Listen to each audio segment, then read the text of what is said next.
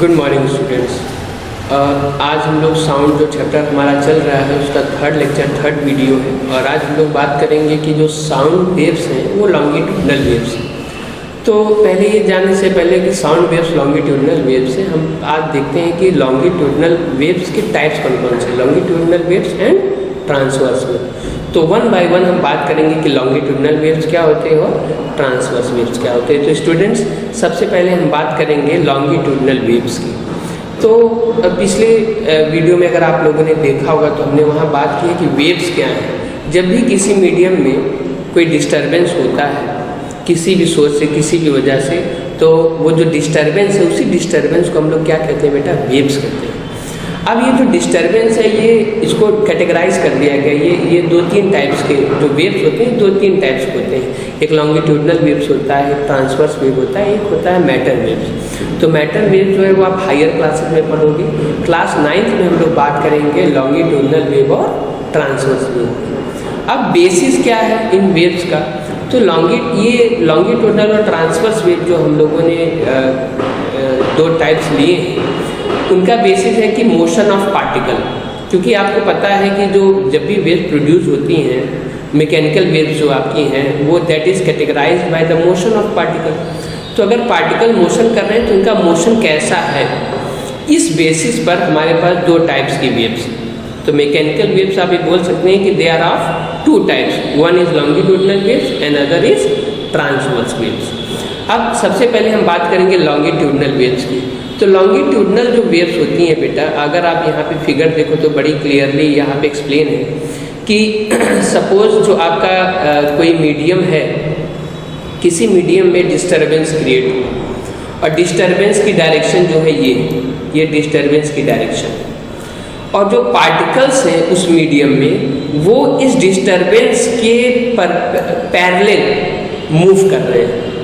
तो इस तरह का जो आपका बेटा जो वेव्स होंगे they will be known as longitudinal waves.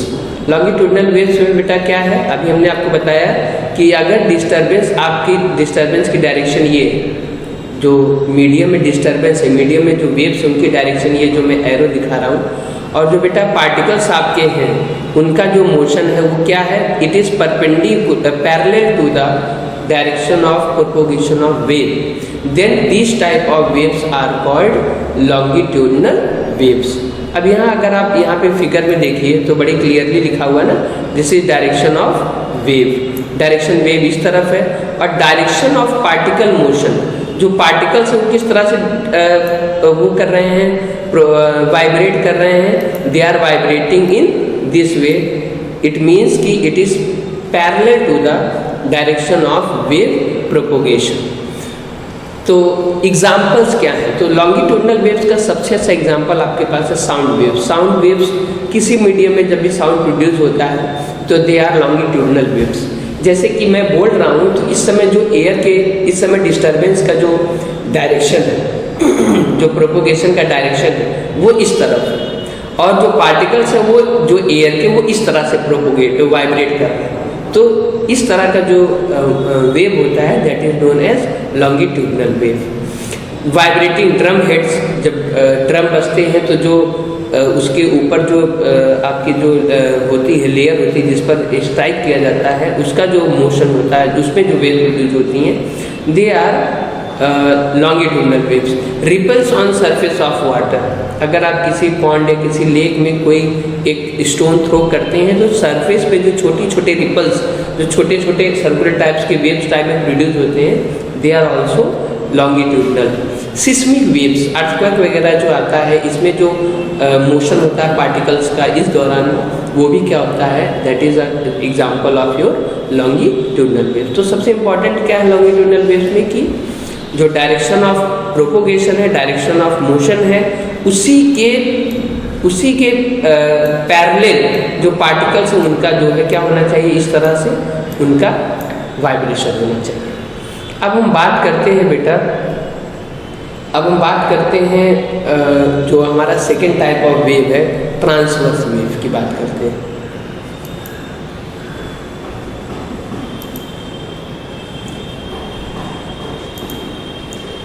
Transverse wave में क्या होता है बेटा कि जो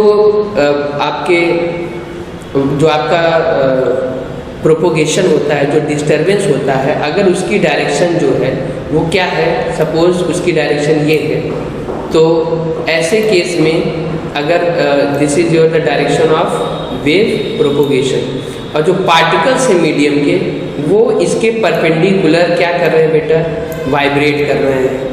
तो ऐसे केस में जो वेव्स होती हैं that is known as transverse wave. आप देखिए यहाँ पे this is the motion of particles, इस तरह से perpendicular to the wave propagation.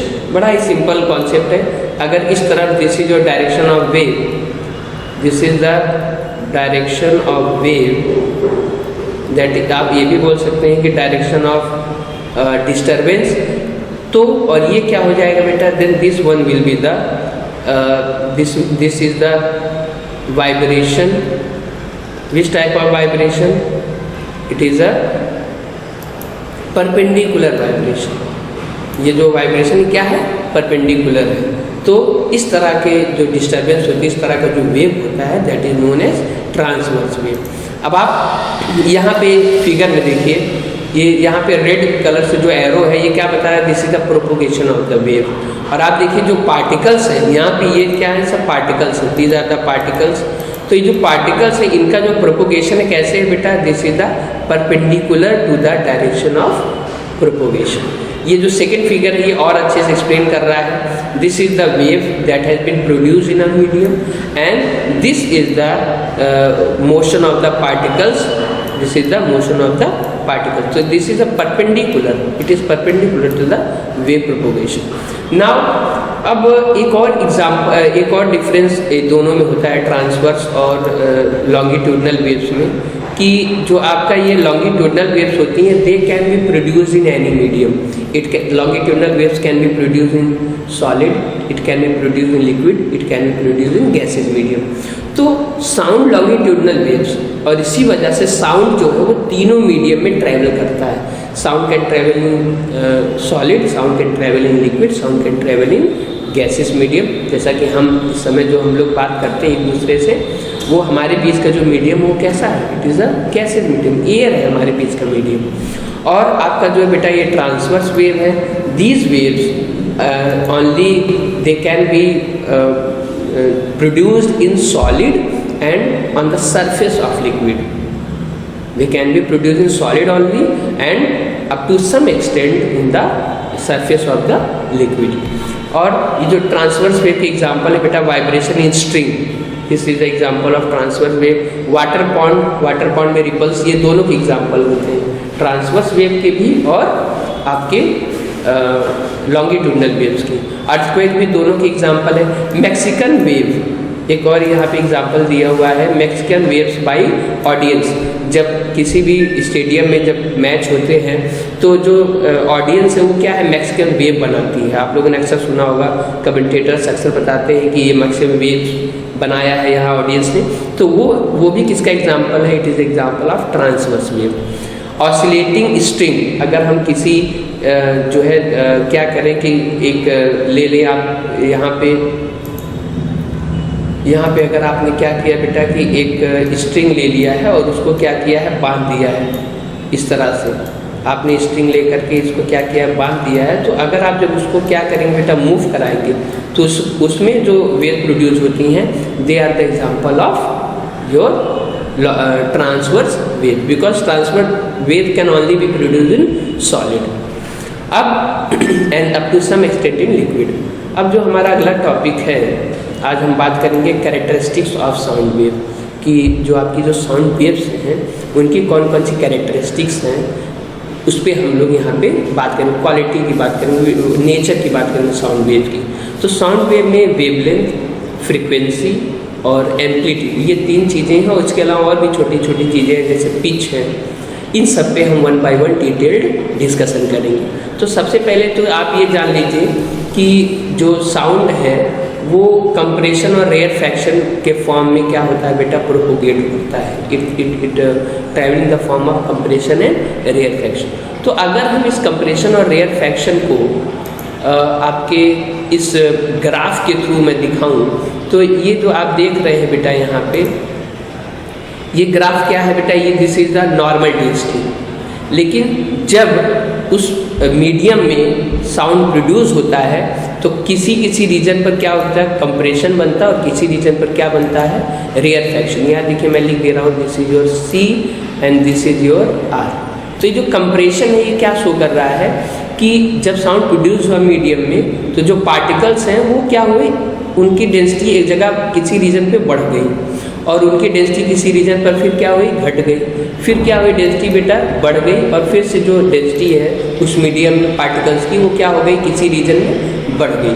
तो ये जो डेंसिटी का जो वेरिएशन आता है this is compression and rarefaction. तो हम उसको जो साउंड वेव्स हैं उनको हम इस तरह से ग्राफ के थ्रू क्या कर सकते हैं बेटा, रिप्रेजेंट कर सकते हैं।